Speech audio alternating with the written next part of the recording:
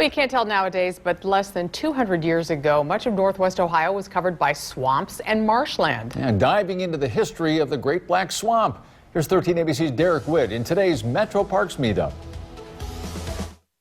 Stretching from Fort Wayne, Indiana to eastern Ottawa County, the Great Black Swamp was one of the largest wetlands in North America, covering an estimated 1,500 square miles in the early 1800s. The first settlers described the swamp as an impenetrable wilderness with deep, thick mud, roaring black clouds of mosquitoes, and huge trees that dim the daylight. Soldiers who were here for the War of 1812 were trying to traverse this area, and it said that the mud was so deep it was actually up to their saddle skirts, and then it was making it almost impossible for them to traverse through that. So difficult to navigate, the Great Black Swamp impeded the Ohio and Michigan militias from engaging in battle during the brief Toledo War of the mid-1830s. But as time went on, those moving into the region sought to drain the land. The first goal, really, before you could drain it, was you had to clear cut. You had to open it up for farming. And so they had some very interesting techniques like girding, clear cutting, and they actually used dynamite to blast the stumps out of the way.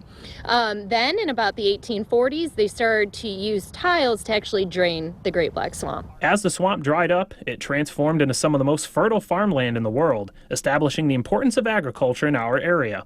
However, the lack of wetlands filtering runoff from all those fields has led to the toxic algal blooms we see in Lake Erie. Experts say the solution lies in wetland restoration projects. There's just really no way that we could ever bring back the Great Black Swamp, but being strategic about where we restore wetlands is really important. So, adjacent to ditches and streams, near the lake, anywhere where we can capture the nutrients coming from the farmland. For this week's Metropark Meetup, Derek Witt, 13 ABC Action News.